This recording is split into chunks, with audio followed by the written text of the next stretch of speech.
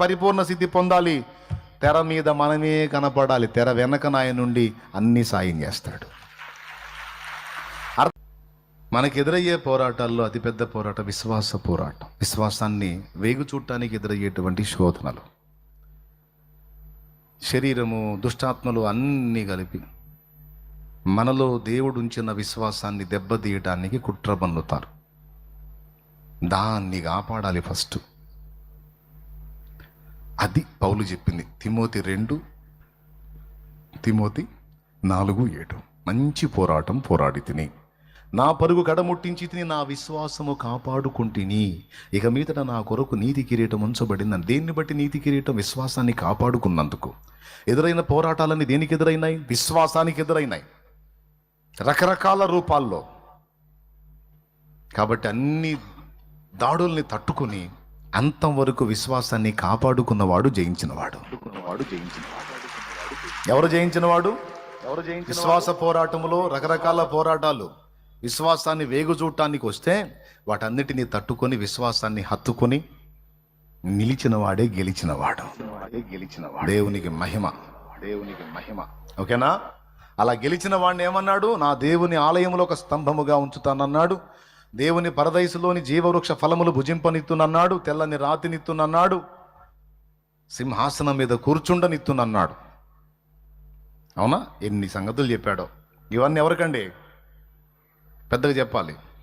మరి ఇప్పుడు ఆ జయం మనకి రావటం కోసం యుద్ధం ఆయనే నేర్పుతాడట. పోరాటములో ఎలా నువ్వు ఫైట్ చేయాలో ఆయనే నేర్పుతాడు. ఆయన చేయడు, నీకు నీ పక్షంగా యుద్ధం చేయడు. కొన్ని చోట్ల స్పందిస్తాడు కానీ కొన్ని చోట్ల నిన్నే చేయమంటాడు. నాకు చేత కాదంటే నేర్పుతాను అంటాడు. నేనే ఎందుకు చేయాలి తండ్రి, నువ్వు చేయొచ్చు కదంటే, లేదు, బహుమానం నువ్వే పొందాలి. కాబట్టి పోరాటం నువ్వే. అది ఇంకా ఏమేమి నేర్పుతాడు? దేవుడు మన నుండి ఎదుగుదలను, పరిపూర్ణతను ఆశిస్తాడు. మైండ్ మెచ్యూరిటీ అంటారు కదా, అది ఎదురు చూస్తాడంటే మనం నేర్చుకోవాలి. దేవుని సేవకుడుగా నేను కూడా మీ నుంచి అదే ఆశిస్తాను. దేవునికి మహిమ. ఆ ఎదుగుదల, ఆ ఎదుగుదల. ఇప్పుడు మొట్టమొదటిది, యుద్ధము చేయుటలో ప్రావీణ్యము నీవు పొందాలి. దావీదును గూర్చి సౌలు దగ్గర సౌలు సైనికుడు ఏమన్నాడో తెలుసా? బెత్లహేము వాడైన యెషయి కుమారుడు దావీదు రూపసి, యుద్ధమందు ప్రావీణ్యము గలవాడు. నాకు తెలిసి దావీదు యుద్ధం చేసినట్టు, యుద్ధం నేర్చుకున్నట్టు ఎక్కడా కనపడదు. అప్పటిదాకా గొర్రెలు కాస్తున్నాడు. కానీ ఆ గొర్రెలు కాసే బాబుని గురించి, ఆ గొర్రెలు కాసే బాలుడు గురించి సౌలు దగ్గరకు వచ్చి అంటాడు, యుద్ధమందు ప్రావీణ్యుడు అంటాడు. ఇంతకు దావీదు చేసిన యుద్ధం ఏందో, దావీదు ఏ యుద్ధంలో ప్రావీణ్యత గలవాడో ఏమో. ఇక్కడ కీర్తనలో ఆయనే రాశాడు, నాకు దేవుడు యుద్ధం నేర్పాడని. దేవునికి స్తోత్రం కలుగును గాక. దేవుని యందలి విశ్వాసమును బట్టి పోరాడటంలో దావీదు అగ్రగణ్యుడు, ప్రావీణ్యత గలవాడు. ఎంత ప్రావీణ్యుడంటే, కత్తులు, కటార్లు, ఈటెలు, బల్యాలు, బరిసెలు అంటారు కదా, ఏ తీసుకెళ్ళాల, జస్ట్ రాయి తీసుకొని కొట్టి చంపేశాడు. మిగిలిన వాళ్ళకంటే మరి ప్రావీణ్యమే కాదా? ఆ జ్ఞానం ఎలా వచ్చింది? జస్ట్ రాయి తీసుకొని కొట్టి చంపేయొచ్చు అని ఆ జ్ఞానం దేవుడే ఇచ్చాడు. ఐడియాలజీ సీన్లో మాత్రం దావీదే ఉన్నాడు. ఐడియా దేవుడు ఇచ్చాడు, దావీదు గెలిచాడు. దీన్ని బట్టి మీరు ఊహించుకోండి. మనమే చెయ్యాలి, మనమే ఎదగాలి, మనమే అభివృద్ధి చెందాలి, మనమే పరిపూర్ణ స్థితి పొందాలి. తెర మీద మనమే కనపడాలి. తెర వెనక నాయన నుండి అన్ని సాయం చేస్తాడు. అర్థమైతే గట్టి కొట్టు, కొట్టు. అయిపోతుంది కోటం. ఇంకా సేపట్లో ఇంటికే. స్తోత్రం. తెర మరుగున ఆయన ఉంటాడు, తెర ముందు నిన్ను నిలబెడతాడు, చెయ్యి ఫైట్ అంటాడు. నీలో ఆ పరిపూర్ణతను ఎదురు చూస్తూ ఉంటాడు. ఒక దశలో నేర్పుతాడు, తర్వాత నువ్వే చురుకుగా ఫైట్ చేయాలి. ఎట్లా నువ్వు ఎట్లా ఉంటే మంపుగా చేయాలా చురుగ్గా దెబ్బతిని కింద పడితే లేపి నిలబెట్టి అట్లా పరధ్యానంగా ఉంటే ఇంతే తన్నులు తింటావు. చురుగ్గా ఉండాలా, తెలివి తెచ్చుకో పో మళ్ళీ అని మళ్ళీ బలపరిచి దించుతాడు. ఏంటి మళ్ళీ యుద్ధానికి తప్పదు పా. నేను ఈ విషయం ఎందుకు ఎత్తుకున్నానంటే ఒక కీలకమైన విషయం మీ దృష్టికి తీసుకొచ్చి ముగించాలని. దేవుడు నేర్పుతాడు, నువ్వు నేర్చుకోవాలి, ఎదగాలి, పరిపూర్ణ సిద్ధి పొందాలి. పొద్దస్తమానం నేర్పు లేని పిల్లకాయల్లాగా మనం ఉండకూడదు. దేవుడు దాన్ని ఇష్టపడడు. మనం నేర్చుకొని అభివృద్ధి చెంది పరిపూర్ణ సిద్ధి పొందాలి. ఇది దేవుని హృదయ వాంఛ. ఈ ఒక్క ముక్క మీకు అర్థమయ్యేటట్టు చెప్పి ముగిస్తాను నేను. రైట్. ఇప్పుడు పరిచర్య సంబంధమైన విషయాలు ఉన్నాయి. పరిశుద్ధాత్మ చెప్తే అపోస్తలులు ఆటోమేటిక్గా నెరవేరుస్తారు. కానీ ఇక్కడ అపోస్తల కార్యము 15వ అధ్యాయము 28వ వచనం ఒక్కసారి చూడండి. అపోస్తలుల కార్యము 15వ అధ్యాయం 28వ వచనం ఒక్కసారి చూడండి త్వరగా. విగ్రహములకు అర్పించిన వాటిని, రక్తమును, గొంతు పిసికి చంపిన దానిని, జారత్వమును విసర్జింపవలను.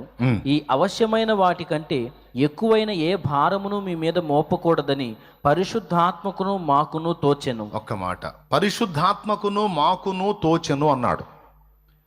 అక్కడ ఒక అంశాన్ని గురించి వివరిస్తున్నాడు. ఆ మధ్యకాలంలో యూదులలో కొంతమంది యేసుప్రభుని నమ్ముకున్నారు, అన్యజనులలో కొంతమంది కూడా యేసుప్రభుని నమ్ముకున్నారు. యూదుల్లో ఉన్నవాళ్ళు యేసుప్రభుని నమ్ముకుంటే ఏం చేయాలో కొన్ని నియమాలు, అన్యజనుల్లో నుంచి యేసుప్రభుని నమ్ముకున్న వాళ్ళు ఎలా ఉండాలో కొన్ని నియమాలు. ఏమేమి నియమాలు రాద్దాం.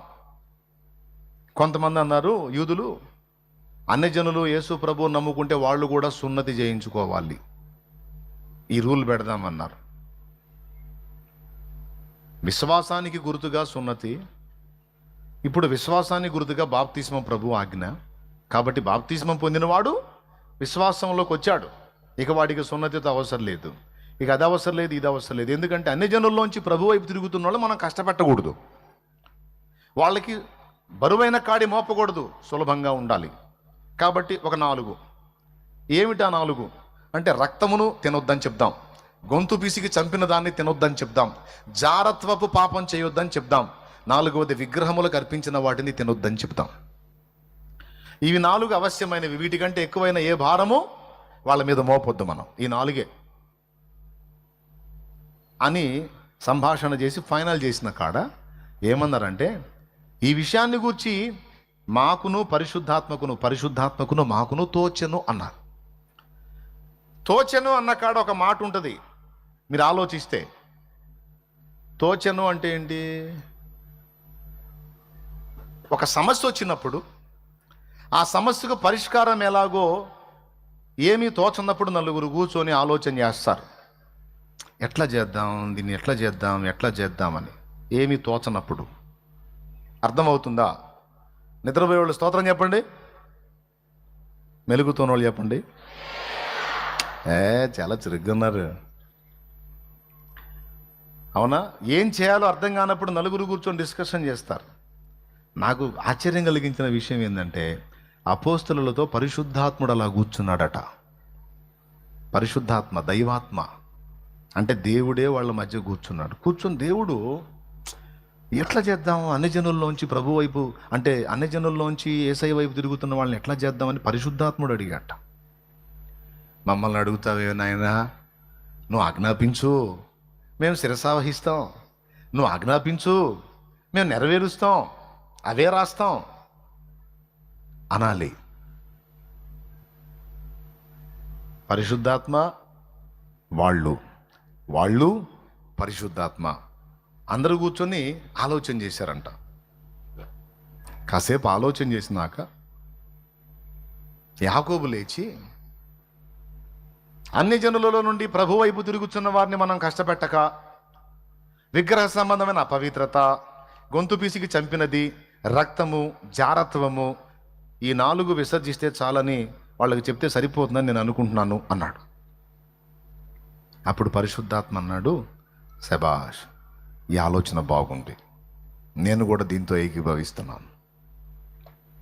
పరిశుద్ధాత్మ సంతకం చేశాడు ఆ మాటతో.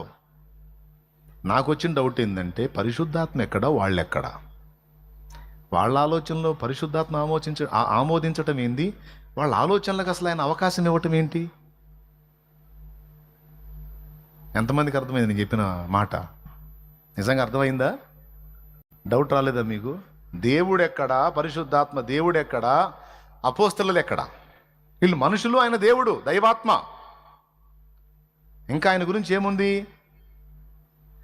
ఆయన మిమ్మల్ని సర్వసత్యంలోకి నడిపిస్తాడు, ఆయన ఉత్తరవాది, ఆయన ఆదరణకర్త, ఆయన మీకు ఉపదేశం చేస్తాడు అని బోల్డన్ని మాటలు పరిశుద్ధాత్మ గురించి ఉంటే, వీళ్ళ మాటల గురించి పరిశుద్ధాత్మ ఆగటం ఏమిటి, వాళ్ళ మాటలను ఆమోదించటం ఏంటి అనేది నాకు పెద్ద ప్రశ్న. అప్పుడు దేవుడు చెప్పిన సమాధానం ఏంటంటే, భక్తుల ఆలోచనలకు కూడా దేవుడు విలువనిస్తాడు, భక్తుల ఐడియాలజీని కూడా దేవుడు టేకప్ చేస్తాడన్నది నాకు అర్థమైంది అక్కడ. అన్నీ నేనే చెప్తా మీరు వినండి, అన్నీ నేనే చేస్తా మీరు చేయించుకోండి అనటం కాదు, మీరు కూడా చెప్పండి, మీరు చెప్పింది సబబైతే నేను సహా లోబడతానంటాడు దేవుడు. అర్థమైతే కొట్టు గట్టిగా.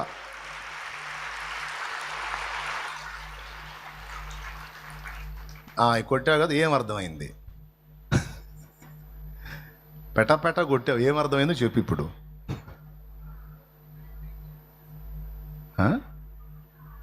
భక్తుల ఆలోచనలను కూడా దేవుడు తీసుకుంటాడు అనేది పరిశుద్ధ గ్రంథములో అనేక చోట్ల రాయబడింది. అది వింత. అసలు దేవుడి మాట బయలుదేరింది అంటే భక్తుడు శిరసావహించాలి. కానీ భక్తుడు చెబితే దేవుడు వింటమేంది? ఎవరెవరిని నియంత్రించాలి?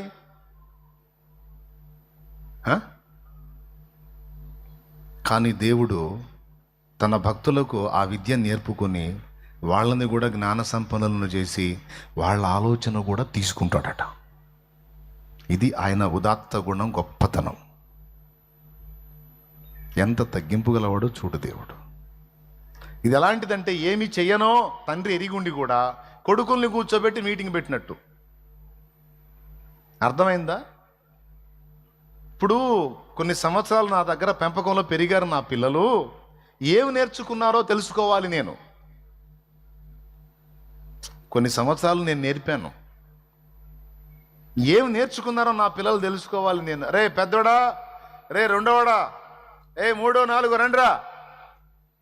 ఏది నానా, కూర్చోండి. ఏం లేదురా, 7 మళ్ళీ పంట వేయాలి కదా, ఏం వేయాలో అర్థం కావట్లేదురా, ఎంత ఆలోచించినా.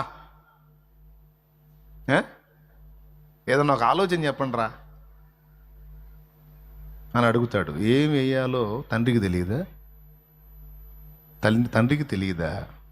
తెలిసి వాళ్ళని అడగటం ఎందుకు?